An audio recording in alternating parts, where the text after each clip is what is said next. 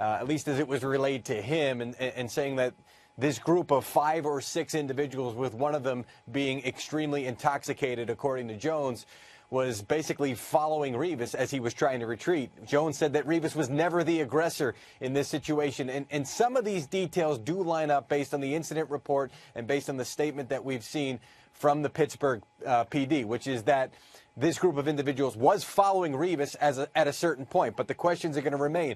Who delivered the punch that knocked out both of these individuals? That's going to be a key one. Both individuals do not remember. It doesn't seem there's any witnesses, at least in the incident report, that saw the punch delivered. So Revis right now is the only one that has been charged in this case. Jones did say that they want to give their side of the situation. That will happen once Revis turns himself in. Has not happened yet, but it is expected to happen here in the coming days. And Mike, when we get to hear that point from the Revis perspective, because we have the police audio, we've seen the police report and the witnesses' statements, at least from the alleged victims in this. But what are we expecting to hear from Revis and his attorney as they make that progress to getting that side of the story out?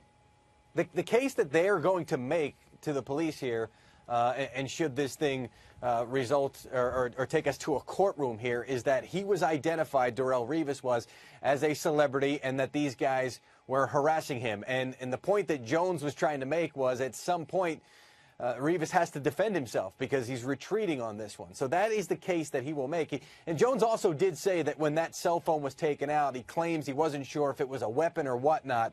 But from the incident report, the way that pans out there, if you follow that one along, it seems like Revis is pretty clear that it is a phone in the man's hand because he is taking a video of him, and then he then did try to delete the video and threw it into the street. It wasn't like it just came out and he just knocked it out. That was one of the things that Jones suggested. But it seems pretty clear that Revis knew that this man was taking a video of him. But he's going to make the case that, why am I being harassed? Why were these guys following me? Not necessarily something illegal, but saying that at some point he felt threatened. That is the case that he is going to make, because that is the case that Jones basically made to me last night when I talked to him. And making that initial case, Mike, is that a part of the reason that we have this delay between now and when Revis goes in to turn himself in? Well, the way that Jones described it to me, they were working on the logistics. So they're looking to set this up, to come to an agreement on how this is going to happen and what's going to happen and when he can